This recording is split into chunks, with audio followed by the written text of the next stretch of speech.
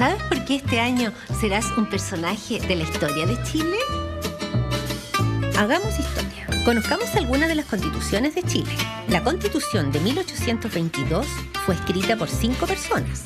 Para la de 1833 fueron designadas 7. En 1925, el presidente Alessandri nombró a 122 personas para escribirla.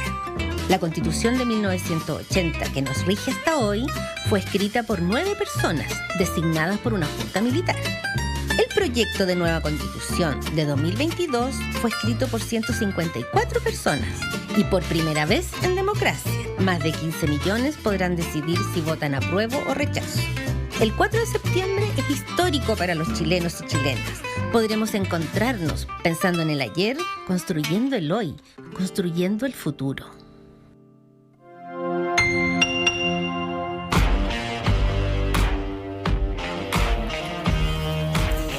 Hola, muy buenas noches y bienvenidos a Pauta Libre. Lo que acaban de ver ustedes en sus casas es parte de la campaña del gobierno para informar acerca del plebiscito. Esto ha generado mucha polémica y la derecha ha acusado de intervencionismo electoral. ¿Qué piensan ustedes? Lo vamos a discutir a continuación y por supuesto que me acompaña esta noche mi compañera llegada de Estados Unidos, Alejandra Matus. ¿Cómo estás? Muy bien, gracias. ¿Qué te parece el comercial, el spot? Es una pieza de propaganda, hay que decirlo. Sí, claro. La propaganda no tiene un propósito informativo, sino un propósito ideológico. Y me parece que como acto de propaganda es legítimo. Eso es lo que hacen los políticos. Los datos usados en esta pieza son todos corroborables. No hay falsedades, no hay información falsa. Y obviamente muestran la posición del gobierno favorable a aprobar esta nueva Constitución. Más que favorable a aprobar, legitimando o recordando cuán legítimo es la forma en que se ha redactado esta Constitución. Y a mí eso me parece muy legítimo recordarlo, porque se pierde de vista que las anteriores constituciones no solo fueron escritas por un grupo de varones muy precarios, muy pequeños, porque incluso esa información de los 125 que nombró Alessandri, ellos no escribieron la Constitución, al final se descartó ese grupo y se creó un grupo más pequeño, una comisión gubernamental de puros hombres, digamos que no se contaban con los dedos de una mano. Entonces, cuando se hacen opiniones o se opina que la Constitución o la actual Convención Constitucional no incorpora todos los puntos de vista, etcétera, etcétera. En realidad, lo que no se dice es que este cuerpo de constituyentes fue electo para ese propósito en un proceso democrático como el que no ha habido nunca en este país para escribir una Constitución. Y a mí me parece importante relevarlo. ¿Es legítimo, Ale, que el gobierno tome partido, que se haga parte? Porque el gobierno no debiera ser neutral. El Estado debe ser neutral. El Estado, que tiene los recursos de todo, de tanto los que pretenden aprobar, rechazar... Pero esta propaganda fue hecha con la plata de todos. Perdón, déjame dar mi punto. El Estado debe ser neutral, en el sentido de que no puede promover el apruebo o el rechazo con recursos del Estado. Pero el gobierno tiene el derecho a tener una opinión. Si recordamos la campaña del plebiscito de 1988, Pinochet aparecía en todas las publicidades del sí. Recordemos la perlita, que lo vistieron, le sacaron... Pero estábamos en dictadura. Sí, estábamos en dictadura, pero yo no vi a nadie de la derecha en ese tiempo, que eran partidos que supuestamente querían avanzar hacia un sistema democrático, criticar al comando del sí por usar recursos del Estado en favor de la campaña. Y digamos que Pinochet no tuvo ninguna neutralidad. Pinochet era la figura del sí. Y estaba, digamos, se permitieron con recursos públicos que se hiciera campaña por el no. Estamos en democracia, efectivamente, estamos en el Estado, y a mí me parece que esta campaña está en el contexto suficiente de entregar información real, pero también revelar la postura del gobierno. El gobierno está o debiera estar por el apruebo, porque hay un momento de quiebre en Chile, en que o tenemos democracia, aprofundizamos la democracia, o la anarquía. Recordemos que aquí hubo un estallido social contra una forma de hacer democracia, de hacer política, de tomar decisiones. Y a partir de ese estallido social se le ofreció al pueblo de Chile una alternativa. Escribamos una nueva constitución. ¿Quiere usted escribir una nueva constitución? La gente dijo, no mayoritariamente, abrumadoramente, que quería escribir una nueva constitución y que quería un cuerpo electo específicamente para eso, que es el cuerpo que está redactando la nueva constitución, y este gobierno viene representando a ese sector. Por supuesto que tiene todo el legítimo derecho a expresar eso. Creo que nadie duda de cuál es la postura real del gobierno y lo que ellos piensan. Mi tema es, y mi pregunta es la siguiente. Está en duda.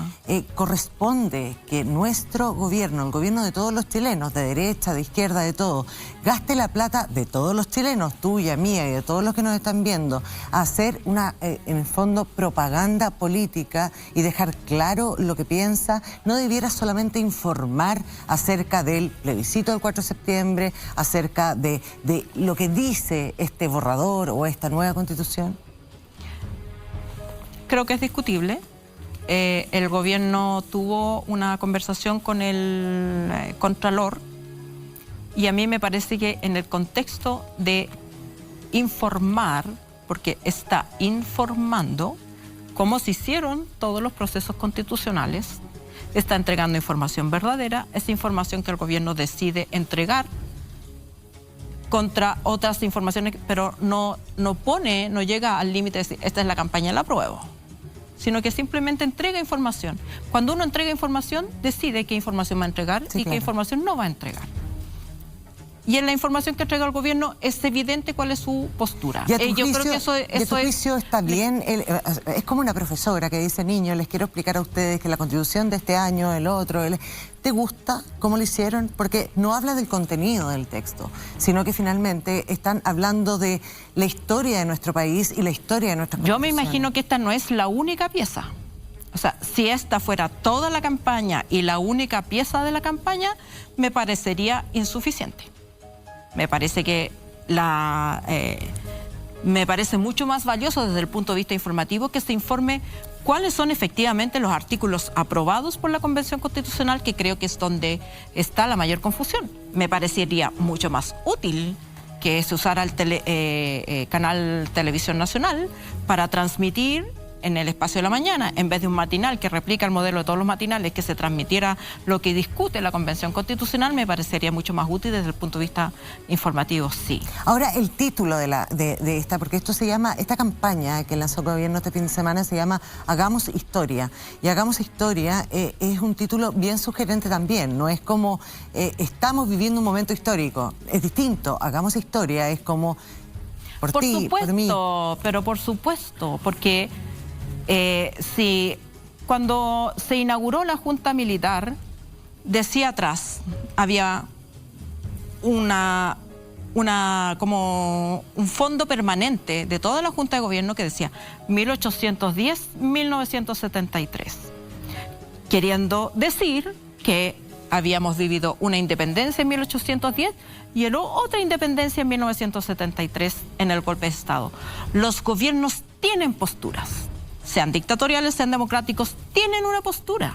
Y por supuesto que me parece legítimo que los gobiernos transparenten esa postura.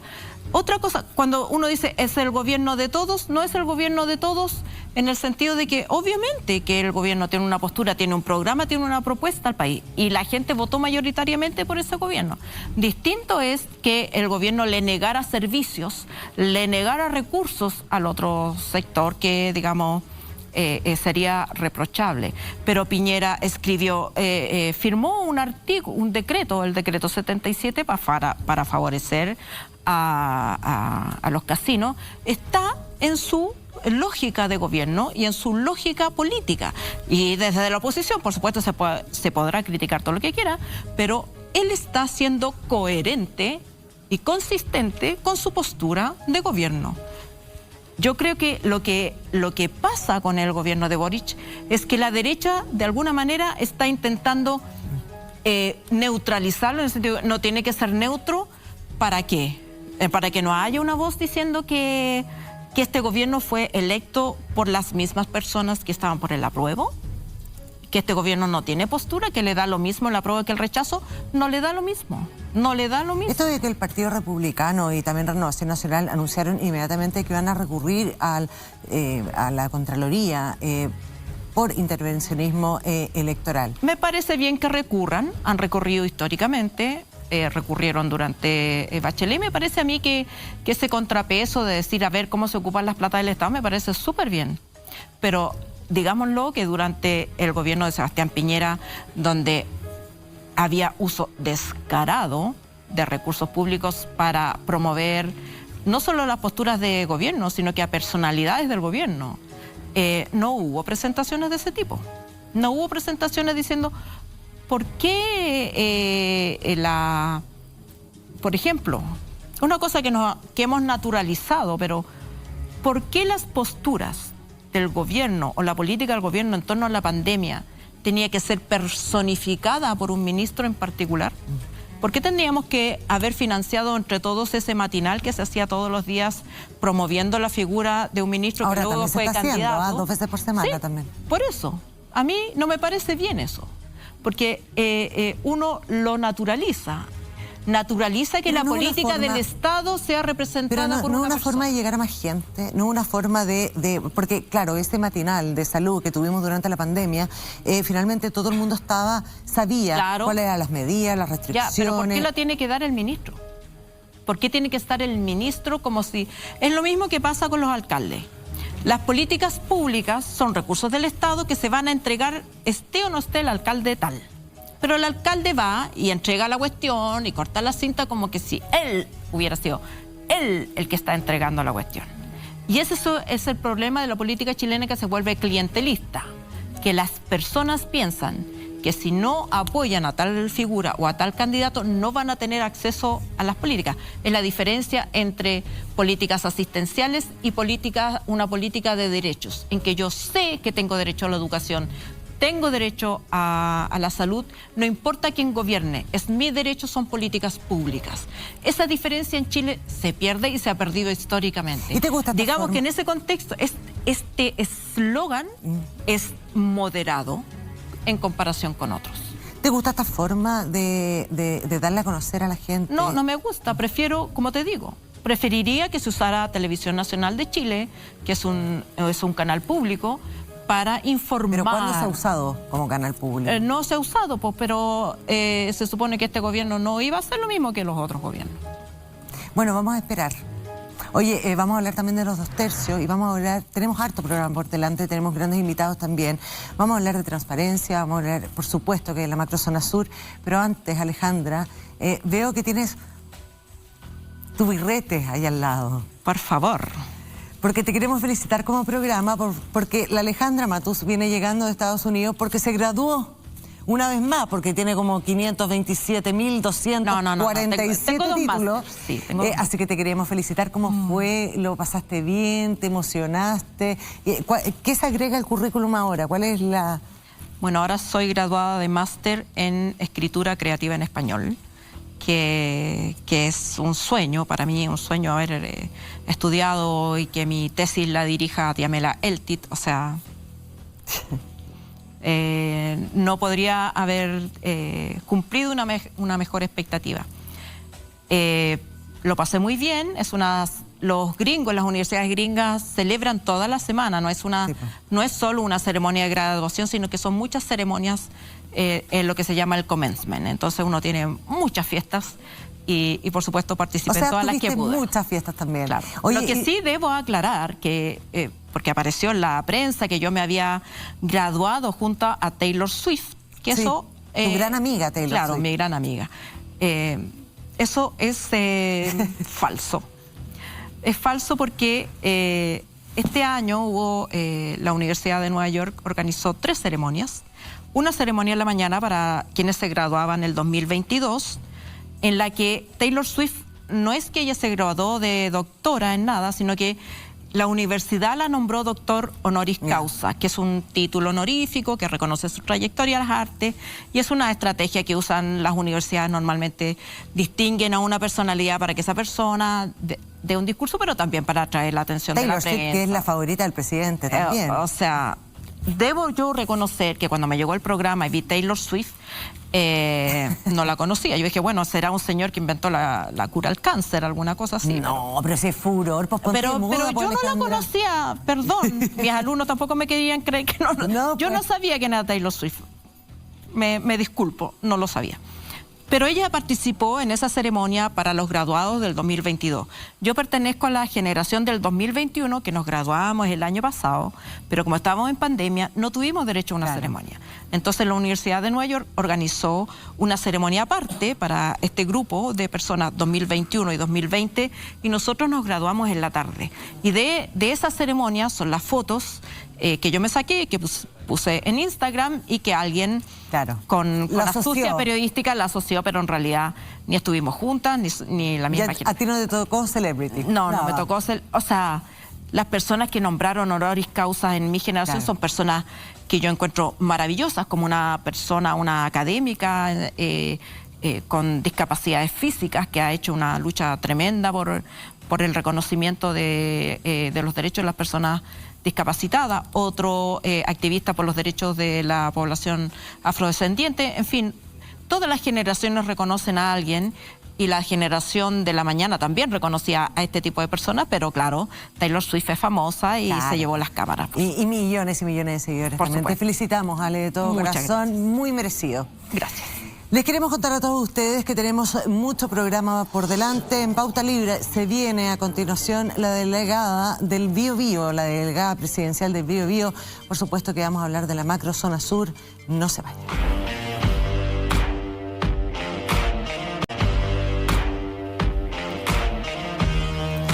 Ya estamos de vuelta aquí en Pauta Libre. Estamos completamente en vivo y en directo y nos acompaña y le damos las buenas noches. ¿Cómo estás, Daniela Dresner?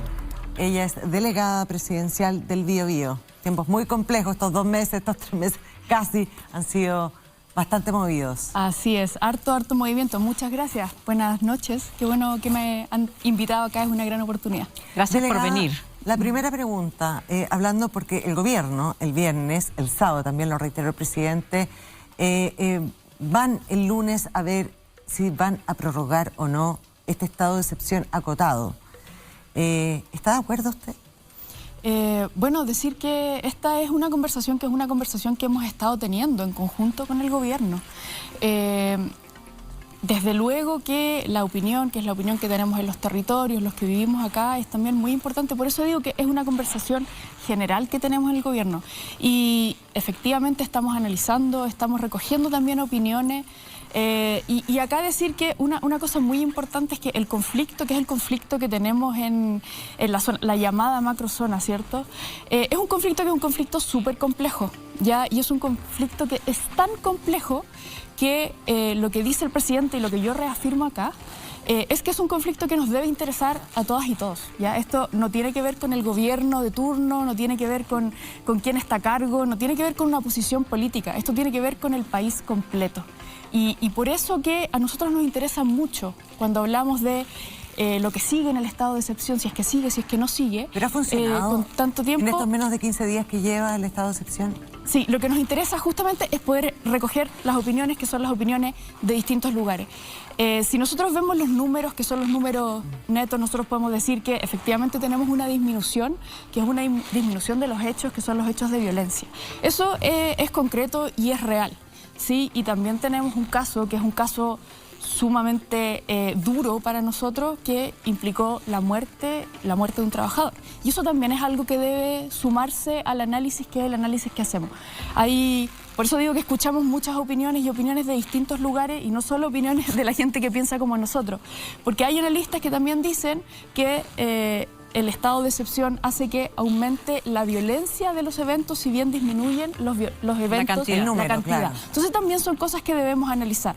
Pero de todas maneras, y aquí como que no se quede esto afuera, porque es lo más importante, lo que necesitamos acá justamente es que todas las manos sean las manos que se puedan sumar para que podamos resolver este conflicto. Este conflicto no es un conflicto del gobierno, este es un conflicto que es un conflicto del país completo. Y por eso nosotros necesitamos las manos de todas y todos. Daniela, en la región de la Araucanía, lamentablemente se ha impuesto el nombre policial, porque es una definición entre militar y policial, llamarla macrozona sur.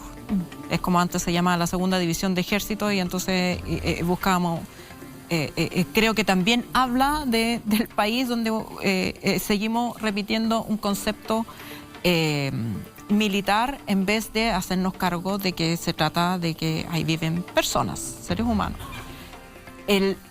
En esa región, más allá del conflicto étnico que hay, que existe y que ha existido desde la creación del Estado de Chile, es poco probable que se llegue a una suma cero. Es poco probable que un día nos levantemos y ya no haya ningún hecho de violencia. Porque además no sabemos mayoritariamente, y yo creo que los gobiernos tampoco lo han sabido, porque la inteligencia ha sido bastante deficiente, lo reconocen todos. No sabemos quiénes son toda la variedad de grupos interesados en ejercer la violencia en la zona. Como hay grupos interesados en ejercer la violencia en Santiago, en Iquique, en muchas otras partes. Pero hay una presión política bastante fuerte para que la respuesta del Estado en la región sea distinta a la reacción que tiene el Estado después del asesinato de la periodista Francisca Sandoval. Claro, Sandoval. Nadie pidió zona de emergencia ni que se decretara estado de sitio en Santiago porque se había asesinado a una periodista. Sin embargo, y yo con esto no estoy justificando la muerte, yo creo que la violencia como método de acción política solo genera más violencia, no la comparto, no la promuevo, pero sí me llama la atención que el gobierno haya sido incapaz de poner una política distinta en la zona, distinta a la que tuvo que poner Michelle Bachelet, Ricardo Lagos, Piñera, en fin.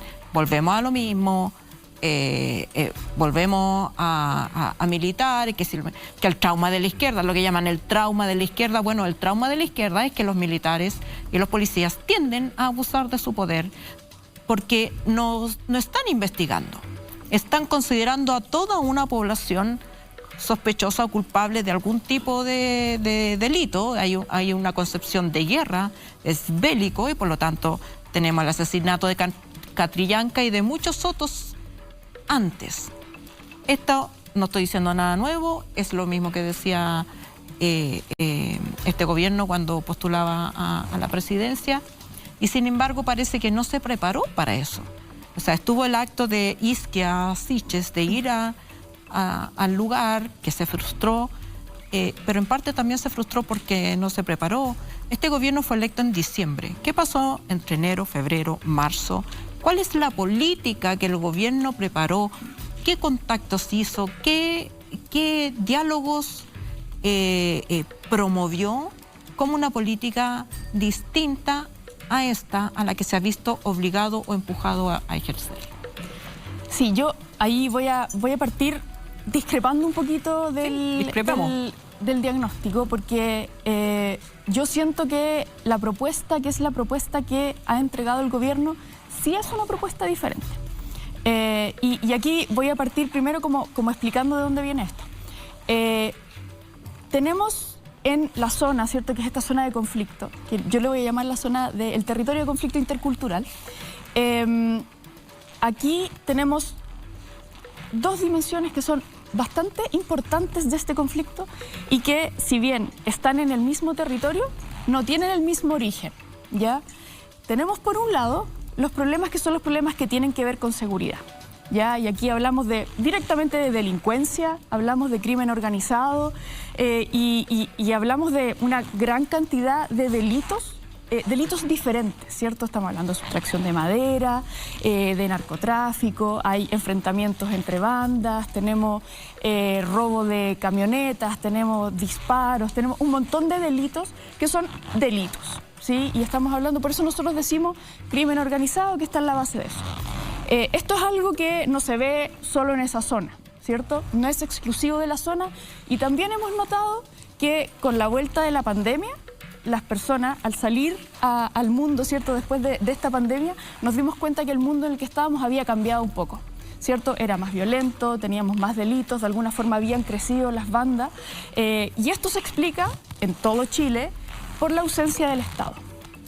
¿Cuál es la diferencia? La diferencia es que en la zona, que es esta zona de conflicto intercultural, hemos tenido esa ausencia del Estado por más tiempo.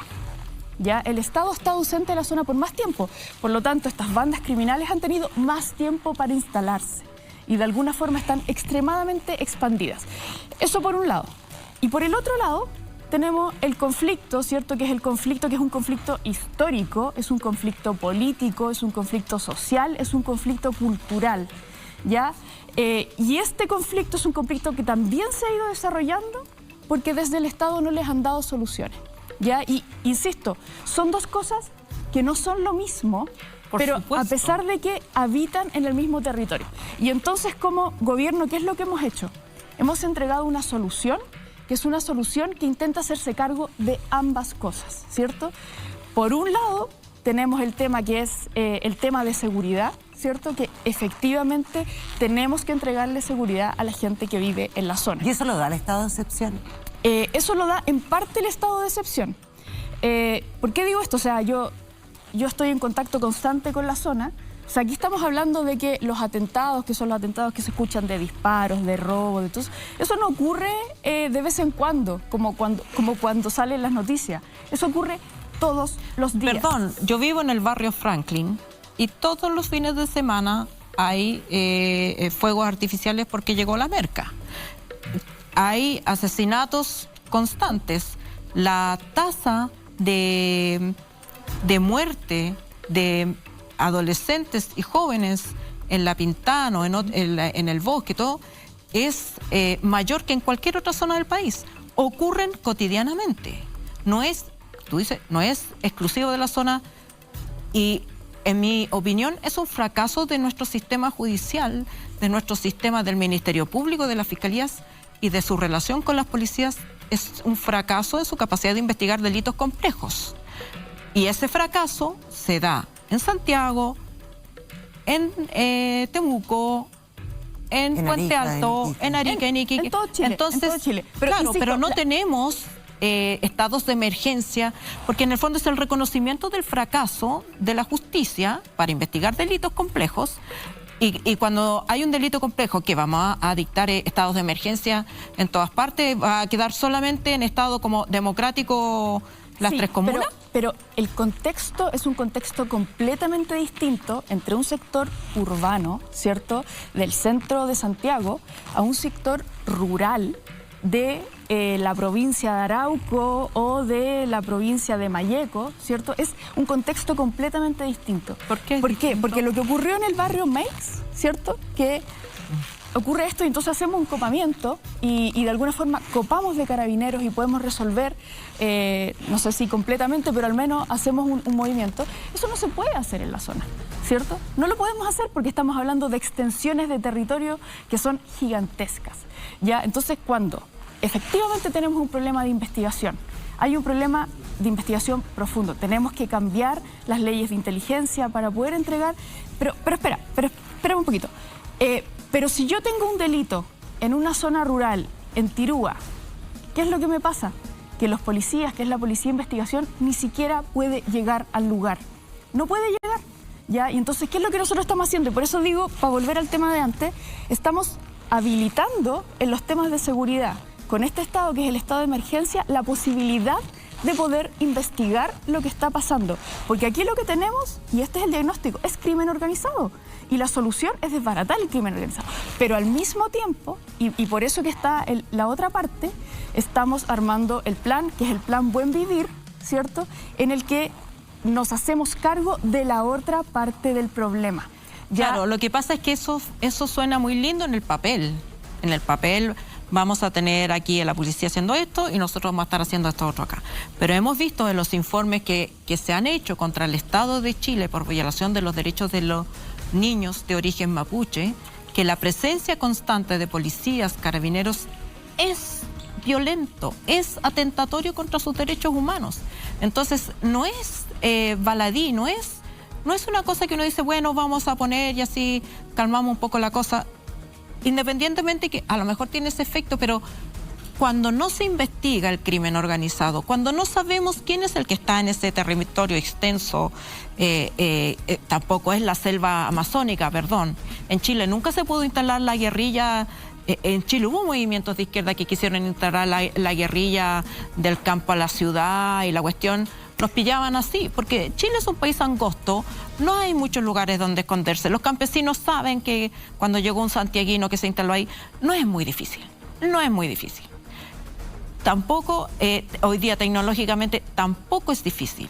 Los recursos reservados que tenía Carabineros, investigaciones para infiltrar el crimen organizado, se fueron a los bolsillos de los comandantes en jefe, de los directores generales. Están los procesos ahí, yo no estoy inventando nada, están los procesos en Carabineros, en investigaciones, por haberse gastado los recursos reservados que son para inteligencia en una casita, un yatecito, una camioneta 4x4. Entonces, no es tan fácil, porque cuando yo le doy el poder, cuando yo como Estado decido fracasar, o sea, no sé, es una zona oscura, no sé, voy a poner a los militares, estoy asumiendo que en ese Estado en ese lugar no hay democracia. En ese lugar el niño mapuche tiene que pasar por una revisión de Carabineros y de militares, tiene que pasar por esa violencia por la que no pasamos el resto de los habitantes, estando sometidos a delitos similares, porque aquí el crimen organizado en la región metropolitana, donde además hay más plata, hay más mercado y hay más tiempo, yo en eso discrepo contigo, yo creo que el crimen organizado en la región metropolitana lleva muchísimo más tiempo que el crimen organizado allá. Hay zonas completas de abandono del Estado. ¿Y cuál es la respuesta del Estado? Mandemos un piquete de carabineros, no sé qué, el famoso copamiento. ¿Qué pasa con el copamiento? Los capos del lote se van por otro lado, se van a otra comuna. Entonces, no hay ninguna respuesta. Yo entiendo que es un tema de un gobierno corto, no hay ninguna respuesta fácil, pero tampoco es realista decir vamos a instalar un estado de emergencia para evitar que sigan aumentando los delitos y paralelamente vamos a hacer esto otro, porque los procesos se interconectan, porque las personas que están sometidas a esta sospecha colectiva, si me ponen milicos en la calle, en la esquina, ¿qué incentivo tengo yo para dialogar con nadie? O sea, es echarle benzina al fuego de los grupos que dicen no confiamos en el Estado. El Estado siempre, ¿cuál es la respuesta del Estado? De todos los gobiernos, mandarnos milico y paco. Entonces, no confíen en ellos, confíen en nosotros, resolvamos este tema por alma, porque nadie nos va a escuchar, nadie nos va a respetar y todo es mentira. Ese discurso se alimenta de los estados de emergencia. Bueno, varias cosas que decir de eso. Primero, si uno ve la cantidad de predios forestales que tenemos en la zona, estamos hablando de 3,11 millones de hectáreas de predios forestales, ¿cierto? Entonces, está bien, no es la selva, pero estamos hablando de grandes extensiones de terreno, ¿ya? Y efectivamente es una gran proporción. Los niños no pueden crecer, como tú muy bien dices, rodeados de militares, rodeados de Fuerzas Armadas, rodeados de carabineros, pero tampoco pueden crecer en un ambiente que es un ambiente donde disparan todos los días al lado de su casa, donde disparan todos los días de camino al colegio, donde viven con miedo, donde no saben si sus padres van a volver o no van a volver, ¿cierto? Entonces, el estado de excepción tiene que ser eso, una excepción, tiene que ser un momento en el que nos permita habilitar las soluciones que son las soluciones de fondo. Y acá también tenemos soluciones de fondo en los dos ámbitos. La solución de fondo en el ámbito de la seguridad tiene que ver con crimen organizado. Y para poder desbaratar una red de crimen organizado, tenemos que tener varias cosas. Primero, tenemos que tener la posibilidad de que las policías, que son las policías de investigaciones, lleguen a los lugares donde ocurren los hechos. Y hay que reformar la policía, porque además esto se hace en el supuesto como que la policía... no había corrupción en la policía. No hay corrupción, no hay infiltración de crimen organizado en las policías. Tenemos que cambiar las leyes. Tenemos que cambiar las leyes porque las leyes que tenemos actualmente no nos permiten llegar a eso. O sea, tenemos un concepto que es el concepto de... que se asocia al crimen organizado, que está basado en el Código Penal de 1874. Y efectivamente hay para algunas leyes, como la ley 20.000 de drogas, donde existe una actualización de eso, pero es exclusivamente para investigar drogas. Ya, entonces no se aplica para el resto. Entonces tenemos que también actualizar esto. Y por el otro lado, y aquí que no se nos olvide este otro lado, porque si nosotros no podemos avanzar en la solución, que son las soluciones de fondo del conflicto, ¿cierto? Entonces no vamos a poder resolverlo. ¿Y aquí de qué estamos hablando? Estamos hablando, en primer lugar, de que tiene que haber una habilitación política, ¿ya? O sea, tenemos que generar inversión en ese territorio para que las condiciones básicas, que todos decimos como, obvio, todo el mundo tiene agua, todo el mundo tiene luz, eso ahí no es cierto. No hay caminos, no hay agua, no hay luz, no existen colegios, no existe acceso a la salud. Esas son condiciones básicas que en estos territorios no las tenemos y que tenemos que garantizarlas. Y también tenemos que hablar de restitución de tierras como condición básica, como habilitación política. En el plan pero justamente, el plan Buen Vivir. Pero le quiero preguntar, porque el plan Buen Vivir... Perdón, es que me cargan, o sea... Pero es que, Ale, yo creo que el tema de esos eslóganes... ¿Qué es Piñera? El buen vivir, elige vivir sano. Bueno, pero vamos a seguir con la misma cosa. Le ponemos una etiqueta a una cuestión, a una política. Ale, te invito a hablar del fondo del programa y no de la forma, porque también la forma también influye. No, me parece muy mal nombre y me sumo a la Ale también.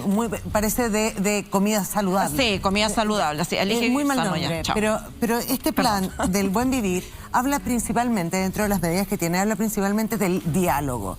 El diálogo con las comunidades mapuche que buscan sus tierras y que tienen una serie de peticiones, nunca con ningún gobierno se han quebrado. Siempre han seguido conversando. Lo que pasa es que se han atrasado, la CONADE ha donado las tierras, falta plata, etc.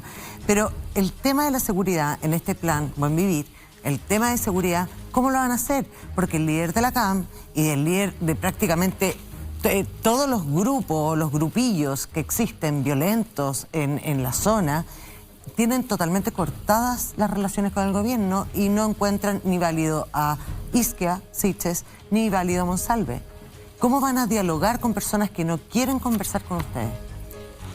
Iba a llegar ahí, pero tenemos la parte de la habilitación política que es básico para poder llegar a conversar. Antes del Parlamento tenemos que generar las condiciones básicas en el territorio. Y aquí voy a ser enfática en esto porque pienso que muchas veces desde el centro no se entiende lo distintas que son las condiciones de esos territorios y el gran abandono que han sufrido durante tantos años. Una vez que logremos eso, vamos a poder entrar a los parlamentos, ¿ya?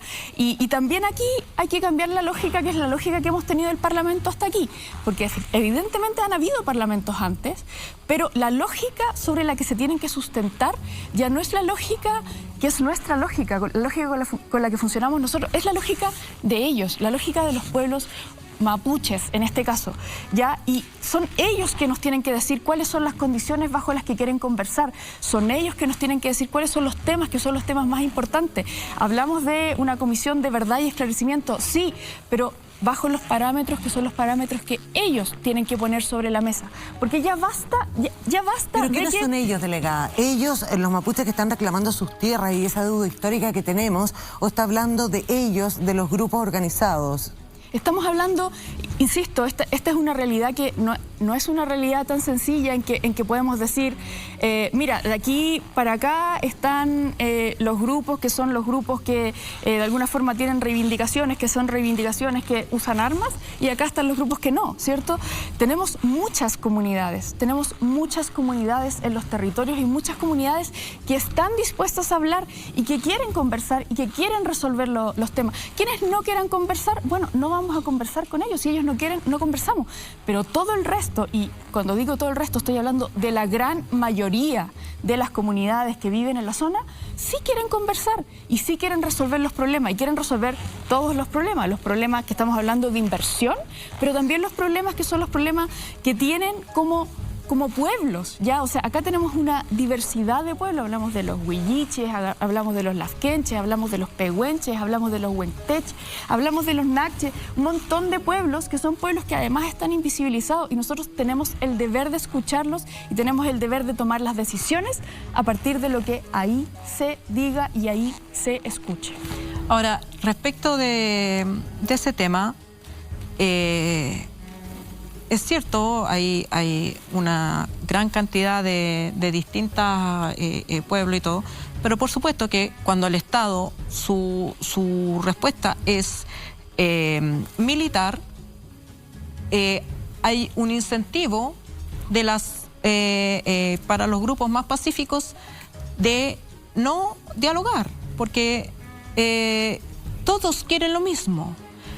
Hay distintas maneras de enfrentar el problema. Hay una manera más, diríamos, extrema. La CAM, por ejemplo, que dice hacemos sabotajes, pero no matamos personas, nadie ha muerto por la CAM. Pero hay otros grupos violentos que están dispuestos a soluciones más radicales. Son minúsculos. Pero pasa lo mismo que pasa en todo este tipo de conflictos entre los palestinos y los israelíes. Si los israelíes toman políticas más duras contra el pueblo palestino tiende a solidarizar o a unirse a las respuestas más violentas porque las sienten como una respuesta de autodefensa, y no necesariamente porque estén de acuerdo, es porque han sido empujados para allá. El diálogo, las políticas de diálogo, siempre se dice desde este lado, no podemos dialogar con la pistola en la mesa. ¿Y cómo estás dialogando tú? Estás poniendo la pistola en la mesa. Pusiste estado de emergencia, militares, carabineros, uno ve el equipamiento que tienen. Eso no es poner la pistola en la mesa. Acotado no marca la diferencia. Es que lo acotado es eufemismo, es como lo del buen vivir. Igual, tú para entrar a tu casa, ¿ves a los militares apostados en cada esquina de tu casa? Pero tú vas a Roma, por ejemplo, a Europa, país desarrollado, que nos gusta compararnos tanto con los países desarrollados, y ellos para cuidar la infraestructura, para cuidarla, tú ves militares armados con metralleta al lado de la Plaza España, al lado de la Fontana de Trevi. No son militares que han hecho golpes de Estado contra su pueblo. No, pues yo sé que tenemos una herencia, Es otra la relación de ese pueblo con esa... Claro. O sea, claro, uno en otros países ve a un policía y dice, ¡ay, qué bueno! Porque ese policía tiene otra trayectoria. Pero cuando tú ves a los militares chilenos en la Araucanía, en este gobierno particular, que se suponía que venía a hacer algo distinto, es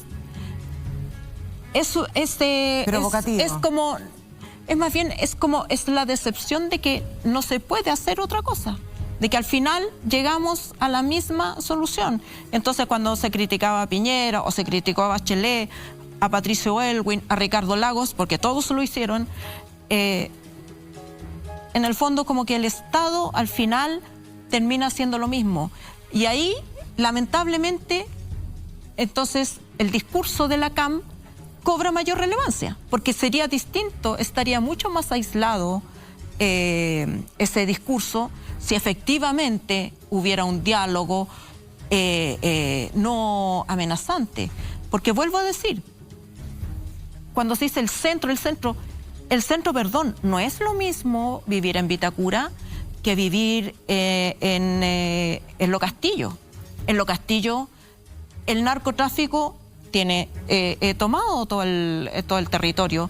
No entra la policía. Cuando hay respuestas del Estado, también son respuestas así de arrastre. Entran a hacer allanamientos, patean todas las puertas y destruyen 50 casas para encontrar a un narcotraficante. Cuando se han desbaratado bandas, digamos, la banda completa, desde el financista, hay un mercado, alguien compra la droga, alguien compra las armas, alguien compra la madera, y eso no se investiga. No se investiga, es el crimen organizado. Y si tú no estás investigando el crimen organizado y como Estado estás de brazos cruzados, se te va a expandir por todas partes. Pero la respuesta no es decir, oye, el crimen organizado está allá, rodeémoslo de Paco. porque la gente entonces, no podía pasar. entonces renunciemos a la democracia. No podemos tener democracia. La situación que tenemos en la zona, ¿cierto? Que es la zona de conflicto intercultural es la siguiente. Tenemos extremadas y profundas necesidades que no han sido cubiertas por el Estado en mucho tiempo. Y además tenemos una situación de seguridad que es una situación grave y profunda, de seguridad. Yo, para que la gente entienda que yo necesito una solución que es una solución distinta, tengo que partir por solucionar estas necesidades que son necesidades graves. Si yo no puedo llegar con esa solución a los territorios, porque eso es lo que nos pasa, existe una licitación, no se postula a nadie.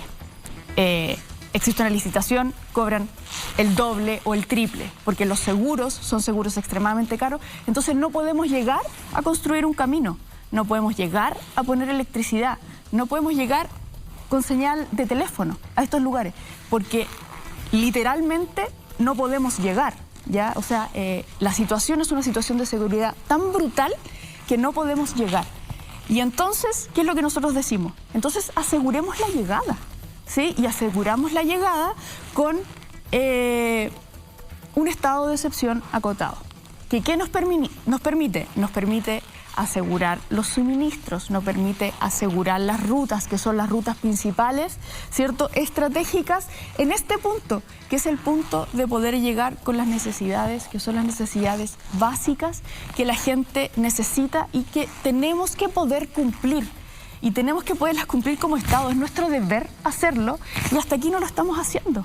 ¿Ya? Entonces, cuando yo digo que esto tiene que ser un estado de excepción, o sea, excepcional, justamente lo que quiero decir es eso, que nos tiene que permitir llegar con las cosas básicas para poder iniciar a resolver los problemas que son los problemas de fondo, ¿ya? Y los problemas de fondo, voy a volver a decirlo, tienen que ver con el conflicto intercultural, pero también tienen que ver con problemas de crimen organizado, ¿ya? Y aquí tenemos que poder resolver ambas cosas. Si resolvemos solo una, vamos a seguir teniendo el otro problema y viceversa, ¿cierto? Entonces, tenemos que poder llegar. Y para eso, en este momento, la alternativa que tenemos es esta, poder asegurar las rutas, que son las rutas estratégicas, para poder llegar con luz, para poder llegar con agua, para poder llegar con caminos a esas comunidades que no tienen ninguna de ellas.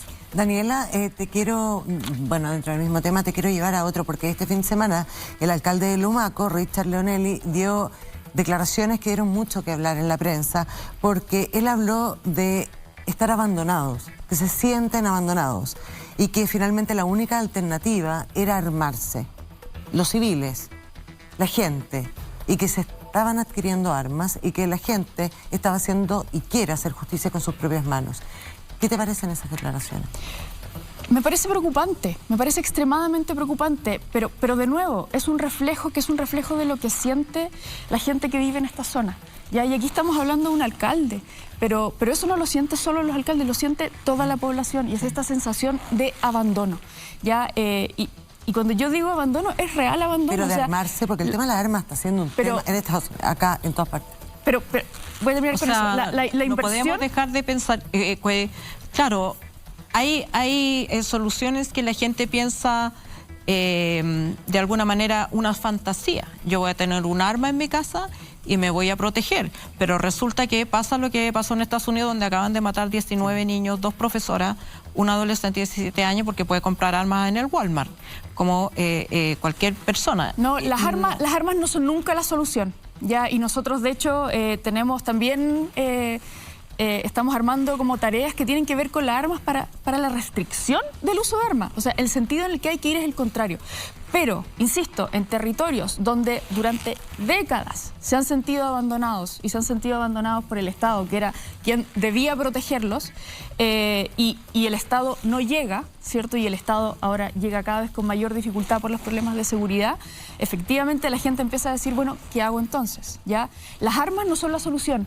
Y no van a ser nunca la solución desde nuestro gobierno. Nosotros vamos en la situación contraria, porque además, ¿para qué es lo que te sirve el arma? Normalmente, para lo que te sirve es tenerla en tu casa y que entre alguien a robar y se la lleve. ¿Cuáles son los próximos pasos, delegada, que va a hacer el gobierno urgente dentro de los próximos días O sea, eso es lo que estamos haciendo. O sea, lo del el plan Buen Vivir, independientemente de que no les guste el nombre, digamos, es algo que va a ocurrir ahora, que está ocurriendo. Ya es algo con lo que nosotros ya estamos avanzando, estamos trabajando con los distintos ministerios para poder llegar con esas soluciones. Y aquí estamos hablando de 400.000 millones de pesos, que son dinero que se está enfocando directamente en estos territorios, ¿ya? Y que va a ir por vías que son vías rápidas para poder llegar con las soluciones ahora. Y mientras tanto, tener también la capacidad de poder efectivamente y concretamente llegar con estas soluciones en los distintos espacios, ¿ya? Y al mismo tiempo, ya se le está pidiendo a las Naciones Unidas, ¿cierto?, un plan para el tema de los parlamentos, porque también creemos que una entidad que sea una entidad internacional un poco más neutral, de alguna forma nos permite... Pero eso ya se estaba trabajando. Exactamente, y eso se está avanzando. Por eso digo que esto es ahora. Esto no es un plan del futuro, este es un plan que estamos llevando a cabo en este momento. Y ojalá funcione. Y le deseamos mucha suerte con estos un poco más de 2 meses que han sido muy agitados para usted, porque la región del Biobío, la verdad es que ha pasado de todo. Ha sido foco de atención, huelgas, paro y también actos de violencia espantosos. Así es. Muchísimas gracias por darme la oportunidad de conversar acá también. Sí, Daniela Dresner, delegada presidencial del Biobío, nos acompañó esta noche en Pauta Libre, pero nos queda programa, querida Alejandra, y vamos a hablar de transparencia. Mira qué importante. Pausa, estamos de vuelta aquí, Pauta Libre.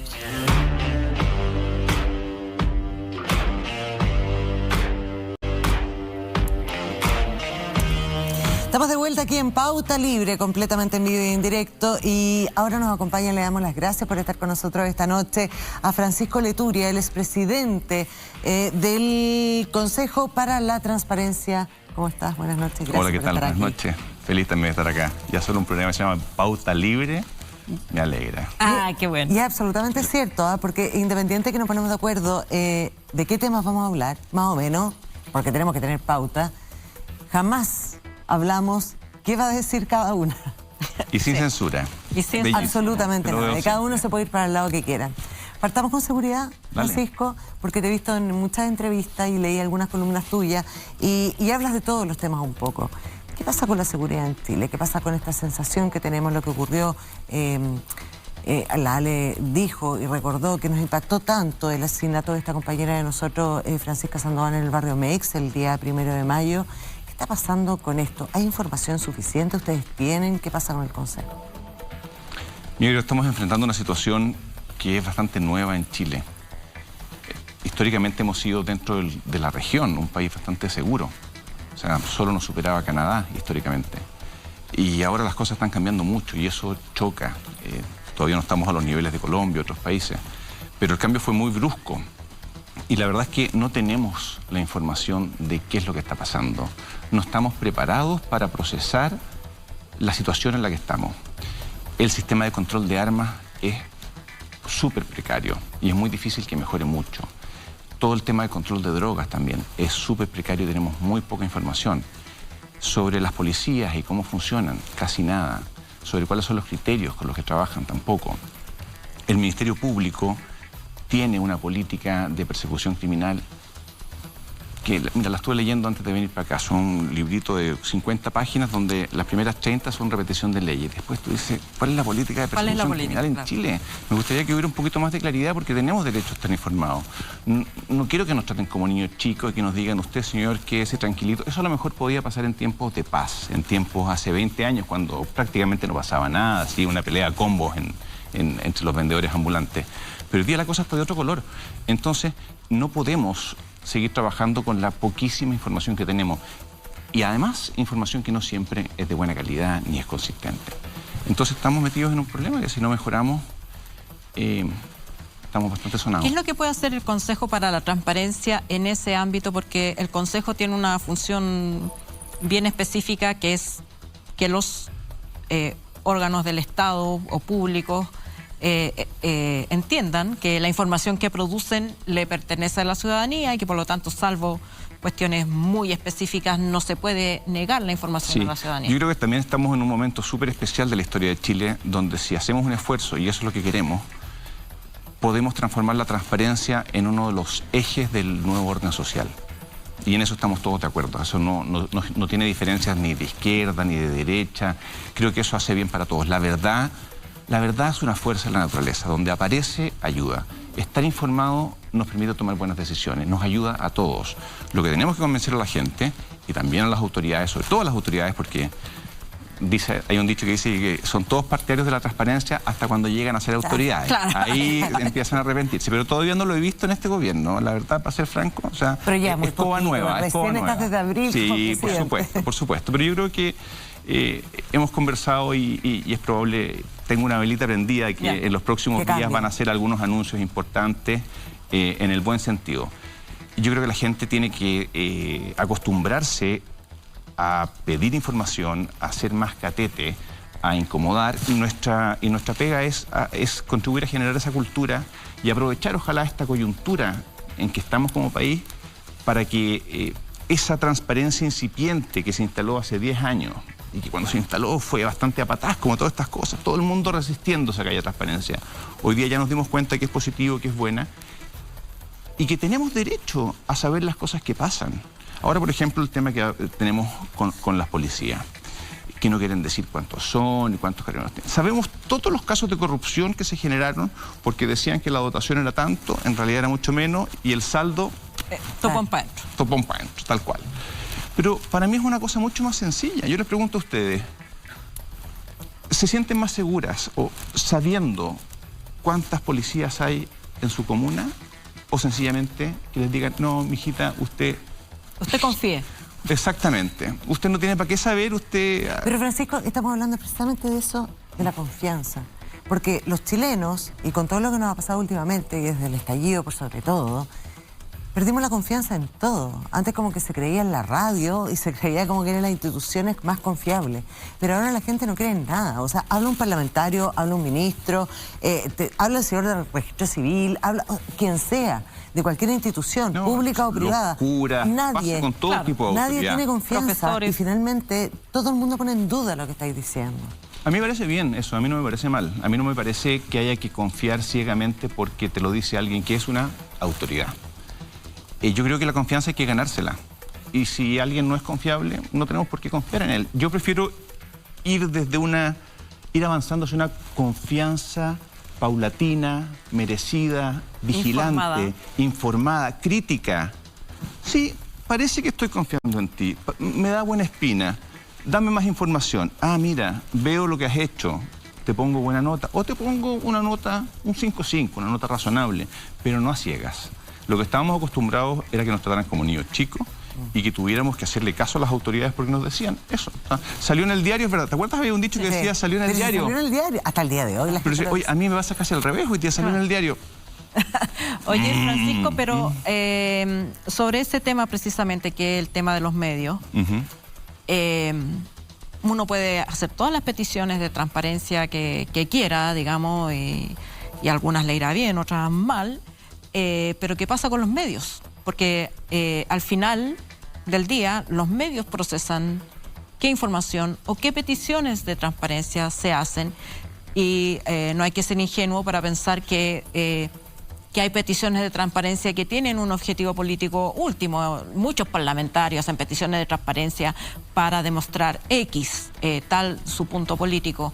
¿Qué relación hay entre transparencia, pluralismo y diversidad de medios? La verdad, la transparencia sirve para que la información esté, para que exista, para que la gente pueda acceder a ella.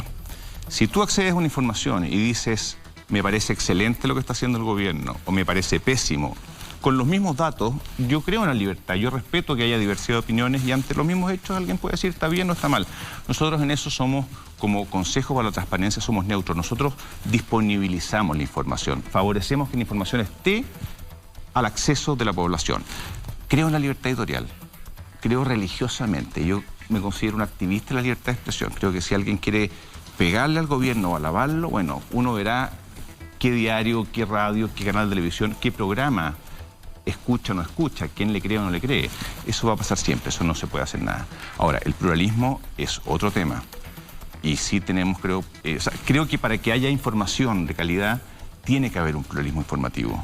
Tiene que haber un pluralismo informativo mucho mayor al que existe hoy día. Creo que Internet, redes sociales, han han facilitado una mayor atomización y un mayor pluralismo, pero todavía falta mucho y creo que nos nutrimos de las opiniones que haga de todos los colores. O sea, a mí me gusta, sobre todo la gente que no piensa como uno, o sea, desde los evangélicos, los comunistas, los veganos, yo quisiera escucharlos a todos y de esos quedarme con lo mejor y con lo peor, cuestionar lo que yo pienso, cuestionar. Creo que todos deberíamos estar haciendo eso. Entonces, creo que, y no, cuando digo creo es un eufemismo, tenemos un problema, estamos en un nivel súper subóptimo en cuanto a pluralismo en Chile. Y bueno, creo que hay que seguir avanzando, sin esto tampoco hay magia. Francisco, te quiero llevar a las próximas elecciones del 4 de septiembre porque ya después de la filtración de datos de 15 millones de personas del CERVEL que ustedes pidieron, le exigieron y qué está pasando y están investigando, ¿cómo se garantiza de que uno tenga confianza en que esta elección va a ser completamente transparente? Mira, es súper importante este tema. Sí, claro. Porque una de las cosas que en Chile hemos tenido bastante suerte es que podemos haber cuestionado cosas muy específicas de las elecciones, pero robo de elecciones, grandes robos de elecciones en Chile no ha sucedido. Hay muchísimas cosas que mejorar y que reformar. El sistema de rendición de gastos es malo, o tiene por lo menos baches tan grandes que permiten que pase lo que permite las lo hacen pymes, después, claro. Los candidatos pymes. Sí. Es un negocio y se sabe, es fácil hacerlo. Es voz populi. Hay sectores donde uno dice, ¿por qué los votos nulos son tan altos? ¿Y por qué en otros no? Bueno, porque no hay apoderados. Hay muchas cosas que se pueden observar. Pero el tema de la base de datos fue una situación coyuntural que ya sucedió, que se tomaron los resguardos que se podía tomar. Nosotros hicimos todas las preguntas, agotamos nuestras posibilidades legales y bueno... Pero es gravísimo que se filtren los datos de 15 millones de votantes. Ahora, digámoslo que lo tienen también el retail, o sea... Bueno, la verdad... Seamos honestos, tampoco en información secreta está el rutificador y todas esas cosas que... Sí, la legislación en Chile sobre datos personales es súper precaria, la verdad. Desde cada vez que uno hace una compra en la farmacia y le piden el RUT de beneficio, o que uno pide una compra por... O sea, hasta para entrar a un edificio te piden el RUT, o sea, en todos lados te piden... Está en todas partes, y todos nosotros hemos tenido la experiencia que nos llega propaganda a nuestros correos electrónicos, a nuestros WhatsApp, qué sé yo. O sea, esa base de datos vale mucha plata, ya están... Mira, la Subtel le pidió a las empresas de telefonía que le entregaran los datos de todos los chilenos que tienen teléfonos hace un año atrás y se lo entregaron. O sea, esta información ya está, bueno, por las buenas o por las malas. Y la obtuvo una empresa de encuesta. La obtuvo una empresa de encuesta porque se le fue la... Claro. Sí. Y varias, porque fue en varios años. Ahora, es verdad, no hay que ser ingenuo, mucha de esta información, no toda, lo de las militancias es nueva. Lo de las militancias, claro. Pero listas de personas con sus teléfonos, sus RUT, eso ya está, vale mucha plata. Y se vende y se transa. Se vende y se transa legal o ilegalmente, pero hay los resguardos que tiene la legislación en Chile son muy precarios al respecto. Ahora, con el CERVEL estamos trabajando hace un montón de tiempo, porque dentro de los roles del Consejo para la Transparencia es promover la transparencia en general, no solamente en las cosas donde está, porque todavía el sistema de transparencia en Chile es muy chiquitito. Nuestro objetivo es ampliarlo, es hacerlo llegar a muchos más espacios, porque en todos los lugares donde llega los resultados son positivos. Y una de las cosas que tiene que cuidar un país más que nada es la transparencia y la integridad de su proceso electoral. Y si bien en Chile puede que no estemos en un super Tesla último modelo, estamos en un auto que nos lleva a puerto. ¿Hay cosas que tenemos que mejorar? Sí, montones. ¿Te puedo poner un ejemplo? Claro. Sí, claro. Ustedes saben que el CERVEL paga, la ley obliga, a que ponga en un diario toda la lista de los vocales del país. ¿Alguien ha comprado alguna vez un diario para ver si es que... Con los resultados de la PSU, ¿te acuerdas que uno compraba? Claro. No, oye, pero el CERVEL unánimemente le ha pedido al gobierno anterior, le ha mandado cartas al Congreso diciéndole, señor, en la pura elección de concejales, constituyentes, etcétera, nos vamos a gastar 5.000 millones de pesos en publicar estos avisos. Por favor, modifique la ley. Y no la han modificado. 5.000 millones de pesos. Bueno, es que digamos, que son subsidios, esas políticas de publicidad del Estado en los medios, además son los medios que están en el, ¿cómo se llama? El convenio marco. Convenio marco, donde está el Mercurio, La Tercera, claro, y los canales tradicionales. Pero tienen que ser en papel. No, se ha interpretado que tiene que ser en papel. No solamente. Eso es una cosa, eso se podría interpretarse, sí, pero son en papel, en la práctica. Pero son subsidios, son subsidios. Pero porque está en la ley, hay una cosa ahí. Sí, pues el problema está en la ley, pero el CERVEL ha sido muy claro en decir, esto no es necesario, por favor, eliminen esto, dejen de gastarse. Ya, pero en esas leyes, ¿quién, al final, cómo se redactan, cómo se mantienen, por qué no se modifican? Voy a la última parte, ¿por qué no se modifican? Se podría modificar rápidamente. Sí, ¿por qué no podría modificarse, ojalá, antes de la próxima elección, antes del plebiscito. Ya, pero ¿por qué no se ha modificado? Bueno, preguntémosle al Congreso, preguntémosle al gobierno. ¿Por qué no se ha modificado en el pasado? Esa es la política en Chile. Esa es la política. Te lo digo yo, que he sido directora de medios independientes y que este ha sido un tema, una causa desde 1990. El Estado gasta plata en medios de comunicación, no solamente para el tema del CERVEL, en todo. Muchísimo. Y se van a medios donde no lo leen las personas que necesitan los servicios. Ministerio de Salud, Ministerio de Educación, todos tienen una plata y tienen que publicarla ahí. Y no pueden poner esa plata en otro lado. ¿Por qué no se ha modificado?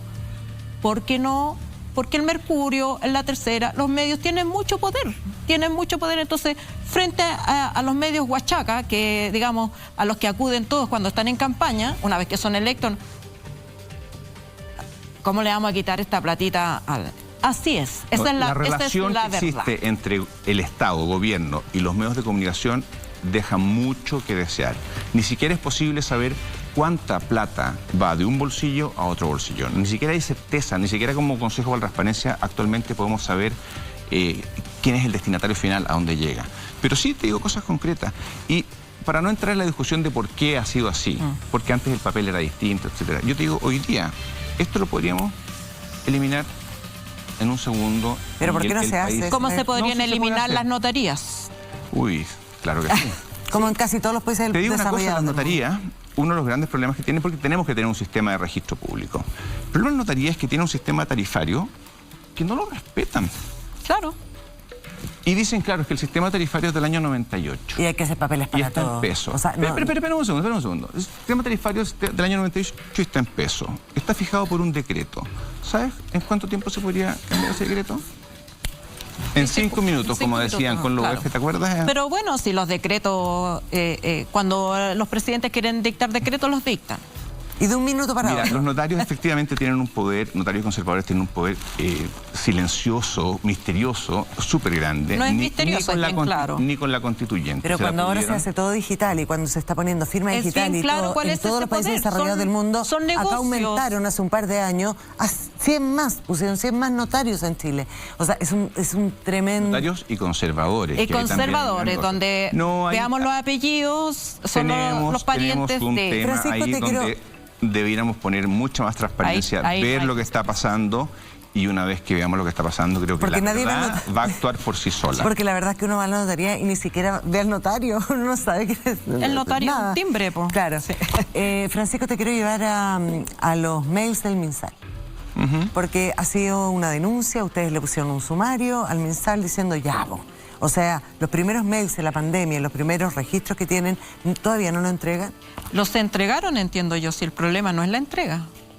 No, el MinSal tiene muchas situaciones, la mayoría de las cuales son de arrastre, son del gobierno anterior. Y son muchas situaciones, no es solamente unas, tiene muchas situaciones en las que está al debe. En la época en que estaba la pandemia más al rojo, les dimos prórroga, tuvimos una cierta consideración porque el país estaba patas para arriba, ¿cierto?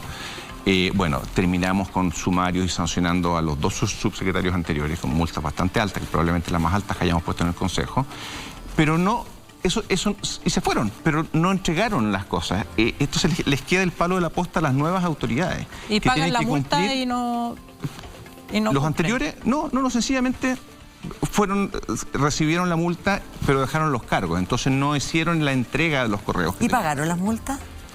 Tendría que revisarlo, no lo sé, probablemente no. A ver, pero Enrique París, yo lo escuché... Era un porcentaje del sueldo, pero por cómo son los procesos, que no los decidimos nosotros, son procesos legales que tienen muchas etapas de alegaciones y apelaciones, etcétera, probablemente haya caído después de que hayan cesado en el cargo. Les queda como una anotación en la hoja de vida de todas maneras. No entregar, perdón, es que yo escuché a Enrique París en la radio cooperativa decir que sí se habían entregado los emails y que la traba estaba en el procesamiento de ver, como la Corte Suprema dijo que había que discernir cuáles eran de información privada y no pública y cuáles eran de interés del Ministerio, que ahí estaba la pega porque se necesitaban no sé cuántos funcionarios y que no había. Hay varios paquetes de correos. Hay algunos que se le entregaron al Ministerio Público para que hiciera investigaciones si había o no habían delito. Esos ya están entregados en bloque.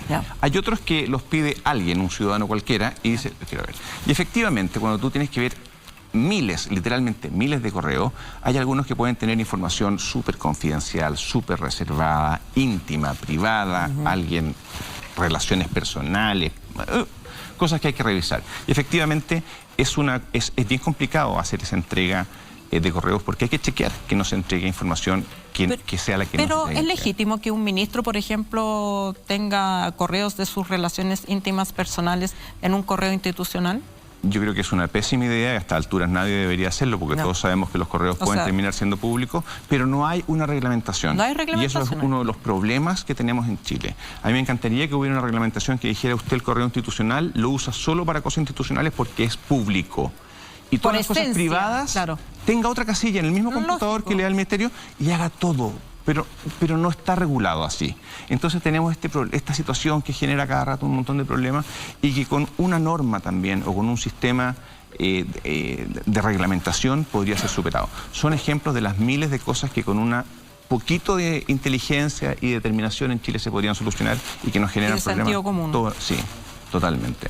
Cositas tan chicas que podemos hacer. Le queremos agradecer, Francisco Leturia, que nos haya acompañado esta noche acá en Pauta Libre. El Consejo para la Transparencia, un temazo que vamos a tocar más adelante y te dejamos desde ya invitado para una próxima oportunidad. Muchas gracias. Sí, nos faltaron. Nosotros nos separamos breves minutos, pero ya tenemos tema internacional, Alejandra. No se vayan.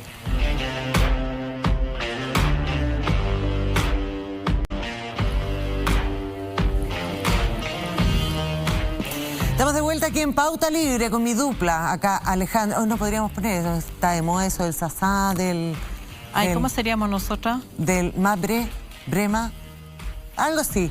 Por los apellidos, pues Alejandra. No, pero no, por los nombres mejor. El que falta esta noche en este estudio es también nuestro compañero que está en Europa, nuestro corresponsal en Europa de Pauta Libre, Freddy Stock. Hizo la pega. Y te quiero contar que estuvo esta semana conversando con Pablo Iglesias Turrión, ex vicepresidente segundo de España, y habló de todo, fíjate, y de lo que está pasando en Chile, así que los invito a ver esta entrevista de Freddy Stock. Pablo, a nombre del equipo de Pauta Libre y de nuestros también telespectadores de la red, te doy muchas gracias por esta conversación que nos vas a dar. Gracias a vosotros, Freddy, un honor. Además, hemos vuelto, digámoslo, a tu escenario natural, ¿no? Las comunicaciones. Totalmente. Es nuestro cuartel general y yo estoy muy feliz. O sea, para mí lo de la política fue un paréntesis muy duro y muy difícil, donde yo me encuentro como pez en el agua y donde me divierto y creo que se me nota es aquí en la base. Claro, porque pocas personas en Chile saben que tu raíz son las comunicaciones hablando de política y después tuviste de protagonista de la política, pero ya hablaremos de eso. Okay. Primero que me cuente este escenario, ¿no? ¿En qué consiste la base, este mesón? La base es un puto podcast, así lo anunciamos. Cuando yo dejé la política institucional, la prensa de derechas decía Iglesias con Jaume Roures va a montar una gran televisión, un nuevo imperio mediático de la extrema izquierda. Entonces hicimos un vídeo que estuvo gracioso, luego os lo paso, en el que intento hablar con Nicolás Maduro para que me dé millones del petróleo venezolano para montar una gran televisión, y Maduro dice que no, que hemos hablado muy mal de ellos y no sé qué. Yo le digo, claro, presidente, pero es que cómo no íbamos a hablar mal, teníamos que hacerlo y tal. Y al al final salgo diciendo, parece mentira haber sido vicepresidente del gobierno y tener que montar un puto podcast. Y el vídeo tuvo mucho éxito y mucha gente se hizo de público, el periódico que nos da cobertura para financiar la base. Y aquí tenemos un podcast que, como ves, pues se hace con las cámaras, son teléfonos móviles y bueno, pues de manera modesta, pero que es uno de los podcasts políticos más escuchados en el país y más vistos y que está teniendo mucho éxito y estamos muy contentos. Bueno, y quisimos hacer esta conversación en tu hábitat, donde te sientes como pez en el agua. Entonces, Pablo, estuve leyendo tu más reciente libro, Pablo Iglesias, Verdades a la cara, recuerdos de los años salvajes, ¿no? Y ya en la intro, Pablo, tú dices acá, este libro es un testimonio, el de alguien plenamente convencido de haber sobrevivido, de por poco, dice, ¿no?, a un intento inédito de destrucción personal cuyos ejecutores no han ahorrado en recursos. Así lo escribe Aitor. O sea, el libro tiene una cosa extraña, que es lo que hace que esté funcionando muy bien y que lo esté comprando y lo esté leyendo mucha gente. Y es que yo no quería escribirlo. Entonces, cuando me hicieron la propuesta, dije, es una época muy dolorosa para mí y no sé si tendría la disciplina para ponerme a reflexionar políticamente sobre estos años ahora. Entonces, finalmente acordamos que fuera una conversación que después se transcribe con un periodista que conoce muy bien Podemos, que es Aitor Ribeiro. Entonces, Aitor logró sentarme en el diván y logró hacerme preguntas en las que salen respuestas muy espontáneas, en las que aparecen pues muchos elementos de mis vulnerabilidades, de mi carácter, de mis miedos, que hacen, yo creo, que el libro sea muy auténtico. Y te sentiste de repente, como tú escribes, mucho más transparente incluso, ¿no? De muchas cosas que dijiste, así como, totalmente. Te sentiste reflejado después. De hecho, en las correcciones tenía que tachar cosas porque me parecía demasiado, porque me parecía que estaba enseñándome demasiado, y creo que precisamente por eso el libro tiene interés, también para comprender, pues, como explica ahí Aitor, la agresividad y la violencia que se desplegó contra nosotros, especialmente cuando entramos al gobierno. Sí, persecución, espionaje, mentiras, digamos, ¿no? Construcciones comunicacionales, fue todo muy fuerte, ¿eh? Mucho. En tan poco tiempo, además, ¿no? Como tú dices. Totalmente. Y es algo, digamos, que está en la conversación con los compañeros chilenos, porque yo creo que hay una característica de nuestras derechas, la derecha de ustedes y la derecha nuestra, y es los problemas que tienen con la democracia cuando los resultados de la democracia llevan a determinada gente a posiciones de gobierno.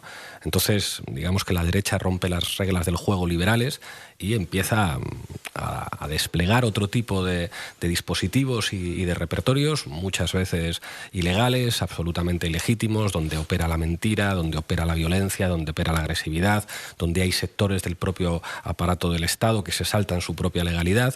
Y a veces, cuando miro el proceso chileno y cuando hablo con las compañeras y los compañeros, o sea, no puedo evitar como la sensación de tened cuidado porque con vosotros no se van a respetar las reglas que se han respetado con otros gobiernos. No os van a dar el mismo trato que pudieron dar, por ejemplo, a la concertación. Lo que se va a desplegar para haceros caer va a ser mucho más duro. Nosotros lo hemos vivido y vosotros seguramente lo vais a vivir de una manera todavía más agresiva porque tenéis mucho más poder que el que llegamos a tener nosotros. Sí, en Chile hay un dicho, ¿no? Que se suele decir en política, no hay que llorar, se dice, ¿no? El político debe tener el cuero duro. Claro. La política es sin llorar. Pero tú, cuando presentaste este libro, al menos 2 veces te emocionaste mucho. Varias veces porque aparecen muchas cosas de mí. En la política no hay que llorar, pero yo diría a la gente que no se fíen de un político que no llore. Yo creo que cuando le pones emoción a las cosas y cuando te crees lo que estás haciendo, incluso cuando tienes que tomar decisiones muy difíciles y cuando tienes que endurecerte, no perder la ternura y no perder la capacidad de emocionarte y pues, emocionarte con las cosas que se consiguen, con los compañeros, con pues, momentos muy hermosos y también muy duros. Yo creo que eso forma parte de una dimensión humana de la política que si la quitas solamente queda el marketing y la tecnocracia. Yo creo que a nosotros, y cuando digo nosotros incluyo a nuestros compañeros chilenos, nos brillan los ojos cuando hablamos de determinadas cosas y creo que eso no se debe perder nunca. ¿Lloraste en la íntima, en tu casa? Muchísimas veces. Yo soy de emocionarme mucho, soy una persona emocional y claro que sí, para lo bueno y para lo malo. No sé mentir muy bien y eso a veces es bueno y otras veces el no saber mentir y que se te note el estado de ánimo y se te noten las cosas, pues también enseña vulnerabilidades al adversario, pero uno tiene que conocerse a sí mismo. ¿Fue en esos momentos que dijiste, después de haber sido diputado, eurodiputado, después de haber sido segundo vicepresidente de la República, ministro, después de haber creado un fenómeno, ¿no?, desde las comunicaciones como fue Podemos, hace 8 años, ¿no? Y parece que fue tanto tiempo atrás. ¿Fue en ese momento que tú dijiste, ya, no, vuelvo a las comunicaciones de donde salí y Ojalá hubiera sido vicepresidente de la República. España, por desgracia... Segundo vicepresidente, ¿no? Pero España, por desgracia, es una monarquía. Ya me gustaría a mí que aquí al jefe del Estado se le eligiera. Pero sí, como vicepresidente segundo. O sea, en realidad, para mí la política de cargo público, de ser diputado o ser secretario general de un partido, o ser vicepresidente, nunca fue mi vocación. Esto es difícil de creer para mucha gente y además mientras lo estás haciendo no lo puedes decir. O sea, no puedes decir que tu responsabilidad no es lo que más te apetezca del mundo. Pero en realidad a mí siempre me gustó lo que fui y lo que he podido volver a ser ahora. Pues profesor de universidad y alguien pues, que trabaja en la comunicación. Antes era con un programa muy modesto, con La Tuerca, y ahora es con un podcast y haciendo colaboraciones en medios de comunicación. Eso es lo que me gusta, eso es lo que me hace feliz, eso es lo que me entretiene. Y la experiencia política para mí fue muy interesante, aprendí muchas cosas. Pero hay un momento, me imagino, hay un momento que uno, después de esta responsabilidad además social, que significa estar en las primeras líneas de la política, dice, con tu familia, además tu esposa también está en la primera línea de la política, decir, no, yo me retiro. Se tomó una decisión, incluso los dos querían hacerlo en un momento, como tú pones acá en el libro. Bueno, yo creo que uno tiene que ser, o sea, aparte del deseo, aparte de que humanamente te apetezca hacer otras cosas, tiene que ser consciente de cuando una figura política se ha desgastado. Y yo sabía desde el verano de 2020 que no tenía mucho sentido que yo siguiera ejerciendo una labor de liderazgo electoral y que había que dar paso a compañeras, a mujeres que lo podían hacer mucho mejor. Y eso creo que es algo que tiene que estar además en la reflexión de las izquierdas en todas partes. Es decir, los liderazgos siempre son efímeros. A veces duran un año, a veces duran 10, pero no hay ninguna figura personal que sea imprescindible y que no se desgaste. Sobre todo a los que defendemos ciertas ideas, tenemos que asumir que la política de desgaste frente a nosotros va a terminar chamuscándonos pasado un tiempo y que hay que dejar paso a otras personas que pueden ejercer esas labores de manera más eficaz, a como lo puedes hacer tú. Yo esto lo tuve clarísimo y en cierta medida fue una liberación. Es verdad que la última batalla que dimos en la Comunidad de Madrid la dimos para intentar frenar a la derecha y a la ultraderecha. Si lo hubiéramos conseguido, pues me habría tocado gobernar en la Comunidad de Madrid. No fue así, fue una tragedia para los madrileños a mi juicio, pero a mí es verdad que en lo personal me abrió posibilidades pues, muy agradables.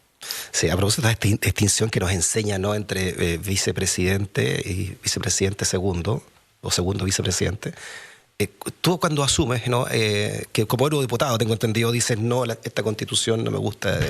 ¿Cuál es la España que te gusta hoy?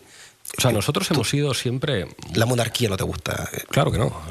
Nosotros somos republicanos y yo soy republicano y nos dan mucha envidia los países en los que tienen una institucionalidad en el que la jefatura del Estado, la mayor magistratura política, pues la eligen los ciudadanos. ¿Eso quiere decir que son sistemas políticos perfectos? Claro que no.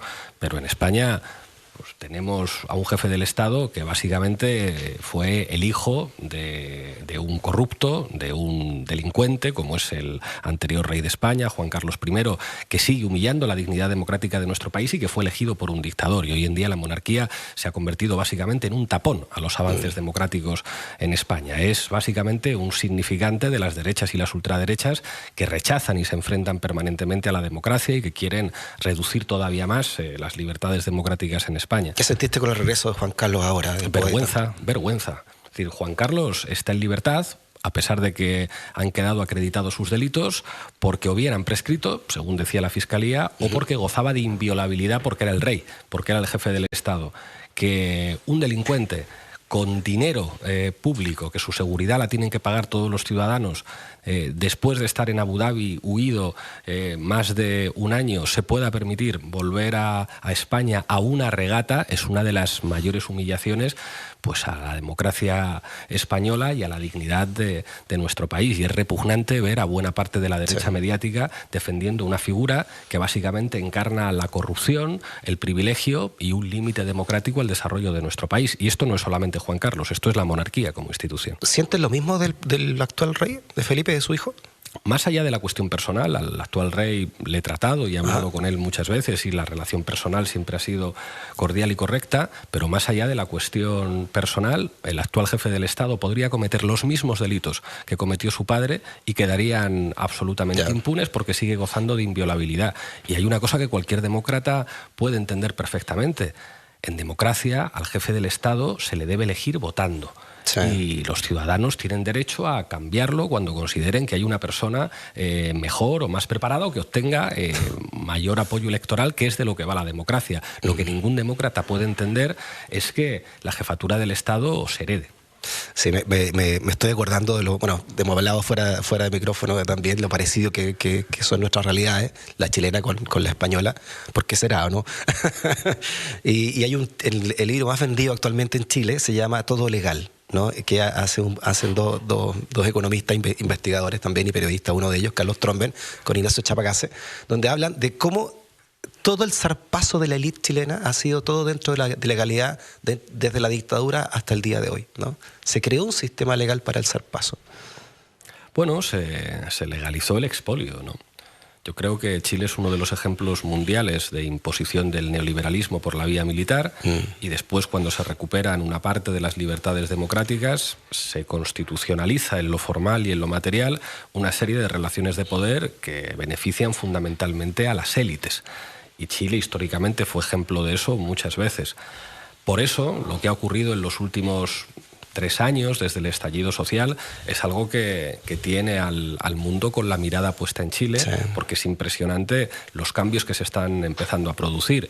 Pero claro, cualquier proceso de cambio implica también una movilización reaccionaria por parte de las élites que no están dispuestos a perder ni medio milímetro en sus posiciones de privilegios, que despliegan unos niveles de agresividad enormes y que es algo que estamos viendo ahora también. A mí, muchas veces cuando me preguntan por Chile y me preguntan por el gobierno de Boric o por la Convención Constitucional, es como si es que el actor determinante para entender lo que puede ocurrir en Chile es la derecha.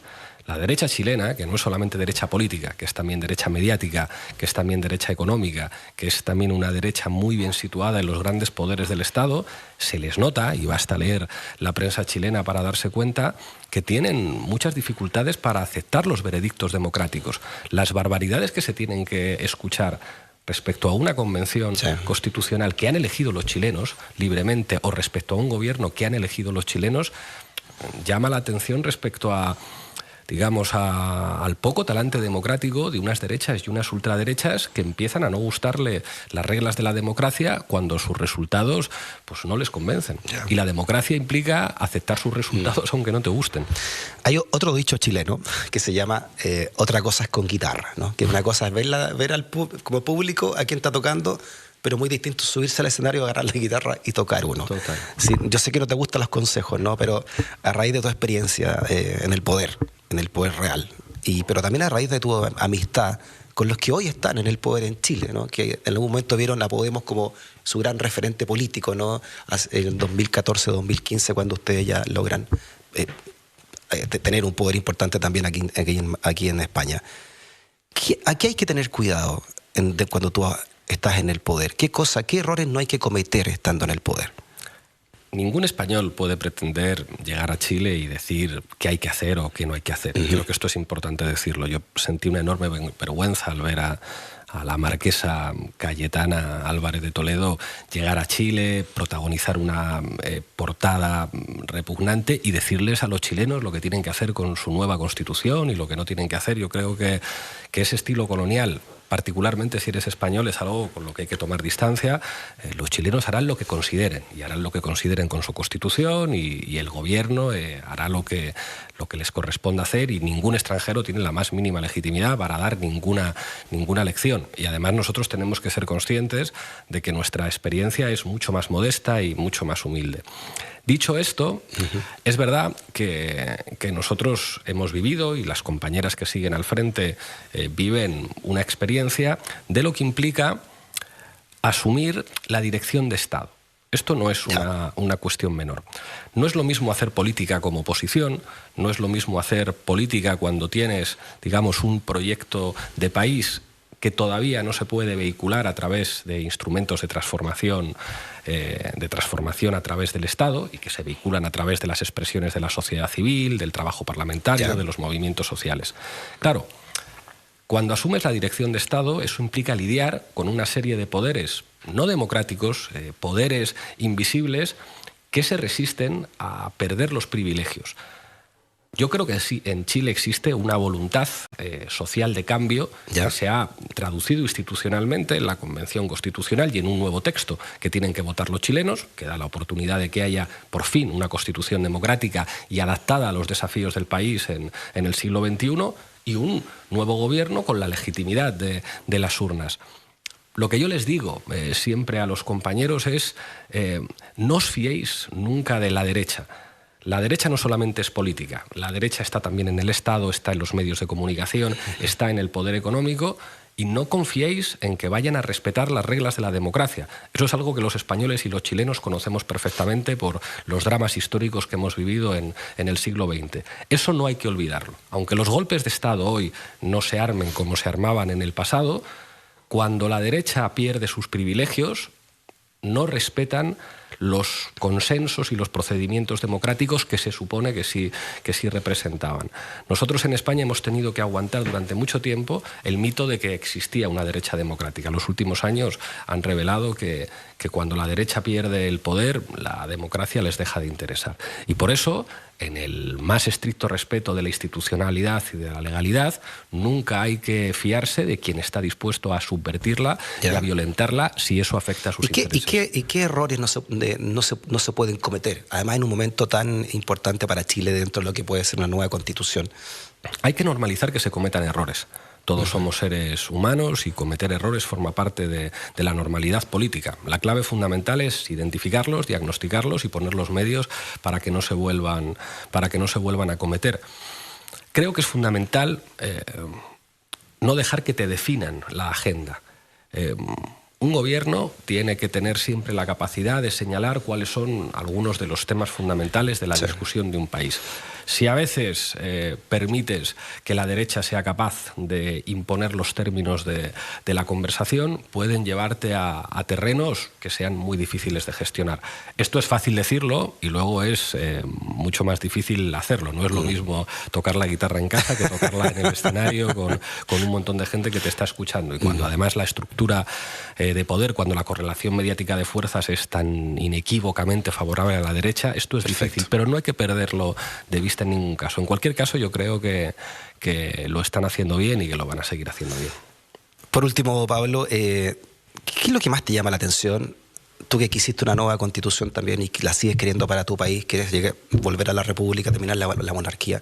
¿Qué es lo que te llama la atención de este proceso que vive Chile, que el 4 de septiembre termina con el plebiscito para elegir una nueva constitución?